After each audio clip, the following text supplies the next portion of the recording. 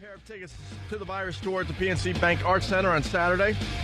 Courtesy of Blades of Glory on DVD in stores everywhere Tuesday, August 28th. But we'll give away a pair of tickets to a random caller right now at 877-212-ONA. And Luis is coming to the studio. How you doing, man? I'm good, brother. How you doing, man? Very good. Very happy. I was looking at your resume. I didn't realize you've been acting since '77, man. You had like a long, good career. Well, from '77 to I think '85 or something, I didn't do anything. It was it was a fluke. You had a one-shot deal there? It was a hobby. Yeah. Yeah. What happened from '77? Because there's something called Short Eyes. Then in '83, I was going to ask you actually, because like sometimes when somebody's starting out, there's big gaps. Well, I'll tell you what. When I did Short Eyes, it was because my buddy wrote that movie. It was a play first, and then they made it into a movie. So he came to the block and picked up a bunch of the guys to be background back then. So I wasn't pursuing being an actor back then. I was a social worker on the Lower East Side. Oh, really? Yeah, man. Social worker. And you just lucked out, kind of? That you got discovered by your buddies in the neighborhood? Well, what happened is when I did Miami Vice years later, I ran into the same guy, and he said, "Hey, they're coming to town. Why don't you see if you could get a part?" So I got me a part, and all I wanted to get out of it was enough money to buy me a used car so I could drive to Orchard Beach on the weekend. That was it, for real. Are you do you train, or like are you just like one of those guys who's just a good actor? I think I'm a good actor. You didn't go to like acting school or any of that stuff? No, actually, I studied for 2 years, but that was like right after I got in the business. Okay. Yeah. And then that probably seemed like silly training. I was like, I know how to do this naturally. I didn't know what I was doing, so that's why I took classes for 2 years, just to like sharpen my tools and stuff and my skills and understand my instincts a little bit better. Did it work, or did you think everybody was an ass in there? No, it worked. Yeah. I'm here talking about it today. Yeah, it's just thought it was more of a natural thing, though, than well, for trained. me, it was. I mean, really, I didn't train to become an actor. Like I said, I just wanted to understand the craft a little bit more, because I use my whole life growing up on the Lower East Side is my reference. Yeah. Well, the Lower East Side used to be a really scary place. It's slowly turning around, but back in the day, man, there was some crazy S going on there. Yeah, man. Well, back in the day, it looked like a bomb hit the neighborhood. So. Yeah. Why a social worker? Like usually guys go into social work after you get sober, or after things go really bad. Then all of a sudden, like, all right, things are okay now. Was there a reason to be a social worker, or were you just kind of, it's just what you wanted to do, or was there like a terrible story behind it? Well, I've always liked helping people help themselves, and that was my calling. I love doing it. I love working with young people. I really love seeing people turning their life around and taking charge and stuff. And like I said, the whole acting thing was a fluke. I didn't expect that to happen. I just wanted to get a used car out of it. It's interesting you say that, because you don't give that impression in your roles that you would actually care about people turning their lives around. You care more about throwing people downstairs. You could have been nicer in Carlito's way. Right. But the thing is, like you mentioned Carlito's way, I grew up with guys like that. So, when I'm able to portray guys like that, I say, okay, this is my reference, this guy that we used to hang out with in the back room of a social club at 4 or 5 in the morning shooting pool. You're in one of my favorite movies of all time, and it's a movie that never got the play it should have gotten, Q&A.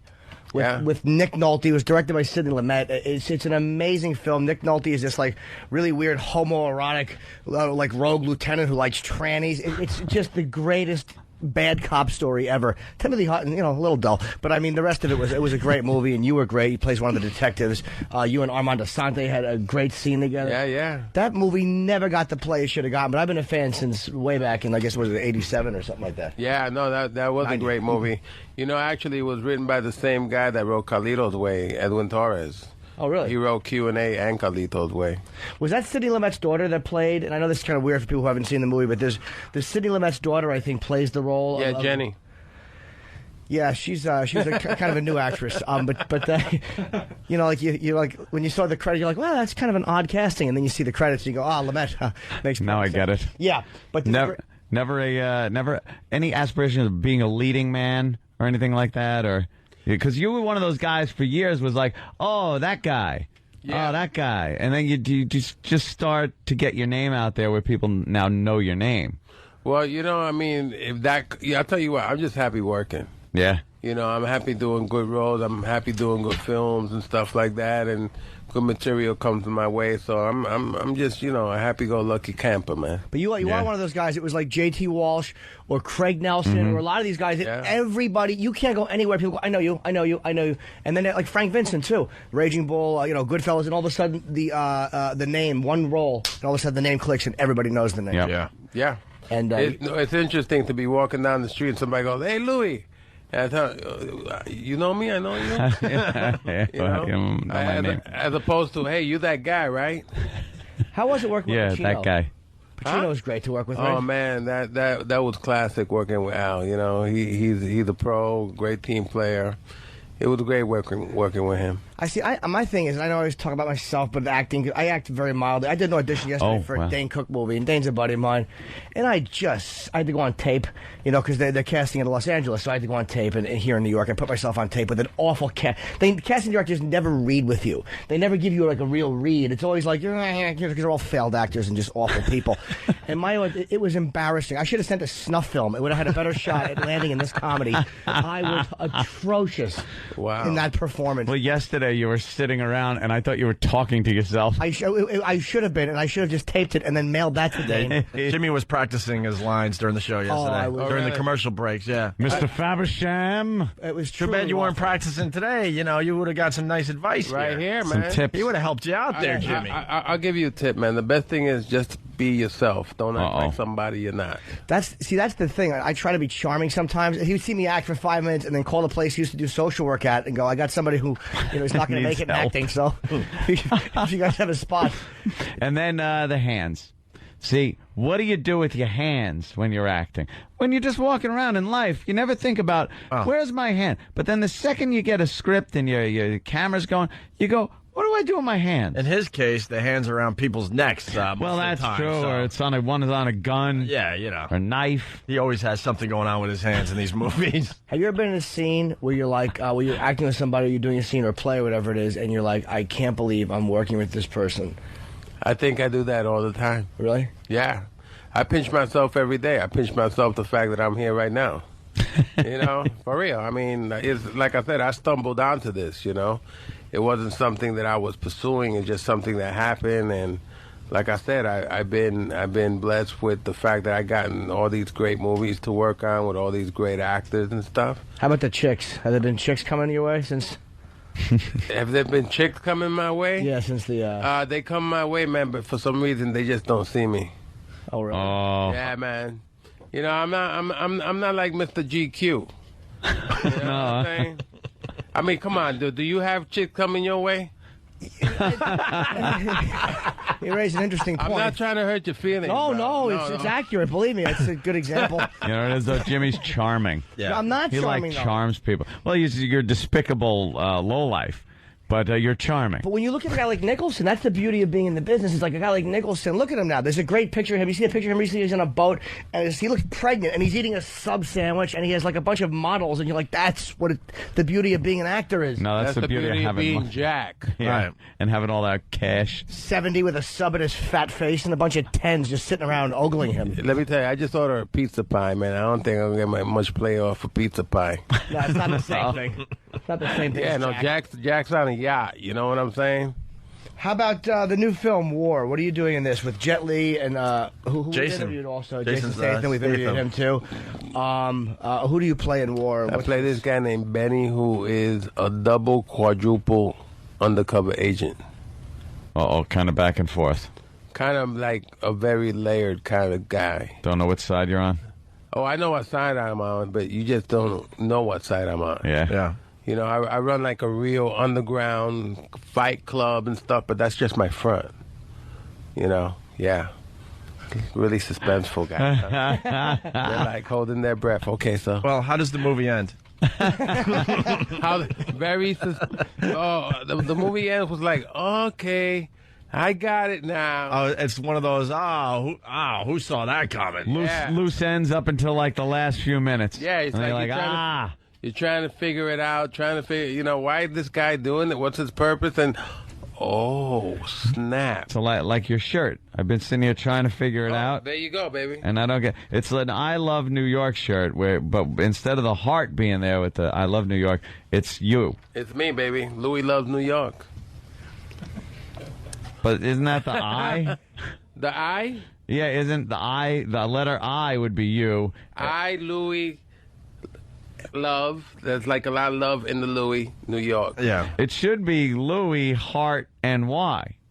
Yeah, but That is true. Yeah, but you see these shirts all the time. They just, they take the heart out of the I Love New York thing, and they put something else in They it. put a smiley face. Or something. They put a So in this cat. case, See, that would be I, Louis, New York, which means, you shoot up New York, you beat up New York, you sell New York some drugs. That's a good interpretation, actually. Okay.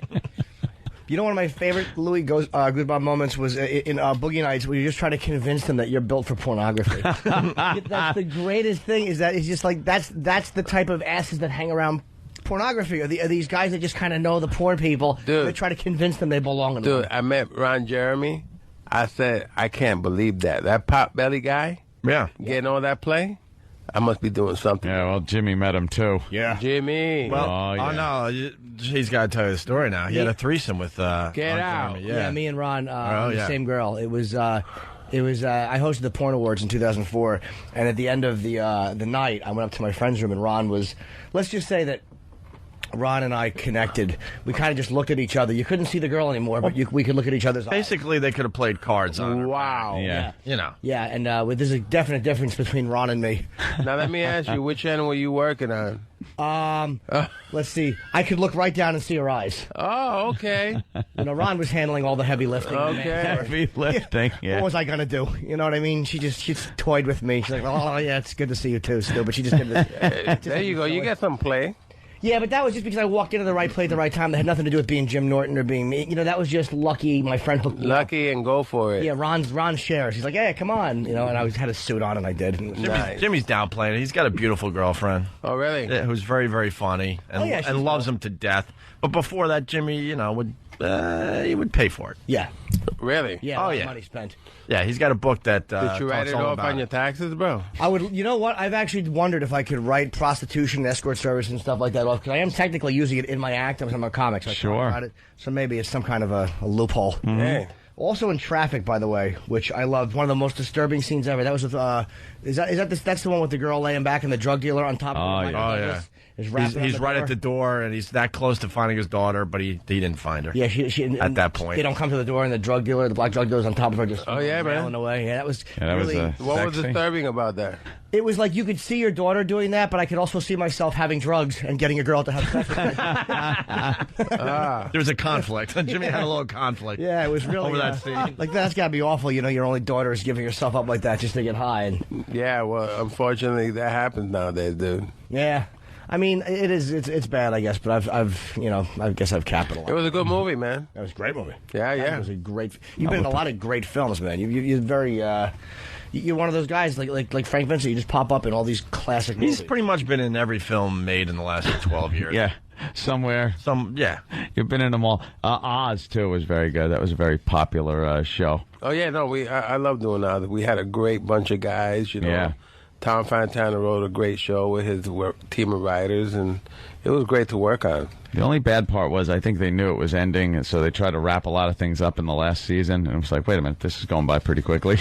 Yeah, well, I tell you, Someone's found guilty. All right, execute him. let's go. He's out. It's like, you don't ever I never knew any of the characters that got paroled. No. No, think about it. Everybody's like, you get killed. That's your way out. Yeah. So And they would kill, like, main characters all the time, so you probably never knew. You never knew. The only thing that I asked that when I got killed, please don't let Adabisi kill me. Yeah. As you're saying his name, I was going to ask you, did he die in the series? 'Cause I didn't see the end of the series. Adabisi did, yeah. He did? Yeah. That little sideways hat. He was Yeah, that's He good. went on to being Lost. Oh, don't tell me. Well, you're not done with that yet? No, I don't really like it. Oh, son of a bitch. How do you not like it? I don't know. I don't love Lost. I'm in silly. season 2. It's just getting too weird for me. I'm going to give it another chance. Too weird, but that's just it. I know. Then you got to... That's the idea of being lost. It's weird. Yeah. I know, but it's like a little bit too much. You know, it's like I like being lost with dinosaurs maybe, but it's just getting too weird. It's something they built. It's just like, all right. All right. I knew Jimmy would get bored with it. A lot of people are asking about John from Cincinnati, not to bring up, but HBO canceled that show. And man, it seems like there's a lot of fans of that show listening right now. Wow. They all want us to ask you about that, if you have any inside scoop on that. Yeah, man. Well, I was really disappointed to hear it. I encouraged them to keep calling HBO, and it was a great show, man. It was one of those shows that you really had to think, really had to process, The answers ain't laid out for you, and it's like you got to really be checking out to see what's going on. How many episodes did it last? We shot 10 episodes of that, and I was surprised because, HBO, you go for a couple of years at least, Well, one would think, but believe me, them calling up doesn't help. Same thing happened to Jimmy. I was on a series for one season. Oh, really? Yeah, Which one was that? Lucky Louie, and we lasted for one season. Oh, really? Yeah, and it happens. It sucks. Those asses had Arliss on for how many years? I don't know. I guess it was popular. Oh, stop it. Could be the worst show ever on television. Oh, was it awful? Cable or broadcast. You weren't in Arliss, were you? He probably was. He probably had a walk-on part. Probably had a part in it. He's in everything. I maybe I watched it by accident. Yeah, okay. You just tripped over the remote and it popped on. Yeah, sure enough. We got to plug the movie because the music is playing because we're off the air before 9 o'clock. The movie is War. It starts with Jet Li and Jason Statham. Jason Statham's great. And Jet Li is hard to work with because he probably doesn't speak we interviewed him. He doesn't speak English. But, for real? Yeah. Oh, man, okay. Why, he spoke English? Huh? He spoke English when you worked with him? It was like sign language. Yeah, broken English. Yeah. He gave us a little broken English when he was in here. Yeah, a little bit, but a little bit. Hard to, it was kind of awkward there. We had a tough time with him. He seems like a great guy, and whatever. His films are good, but as far as a radio interview, it was a little tough because you need to speak the language to communicate. Yeah. Also in Magnolia, you've done a lot of He's done everything. And the movie comes out when? Friday. Okay, this Friday, it's War. I did all my own stunts on it, too. You'll be proud. Are they really stunts? Yeah, man. Oh, cool. Why, though? Why? Yeah. I've been working out and stuff, and I figured it was time I could show that side of my talent, I detect a little sarcasm. You know what I'm saying? Just a little. They've already recognized the ability. Now it's time for the sexuality and the masculinity. There you go. That's how you get the leading You roles. never know what's next, baby. All right, we got to get out of here. Thank you, Luis. Hey, guys, thank you. XM Thanks, for the bro. next 2 hours. Right on. All right, it's Opie and Anthony. Have a good day.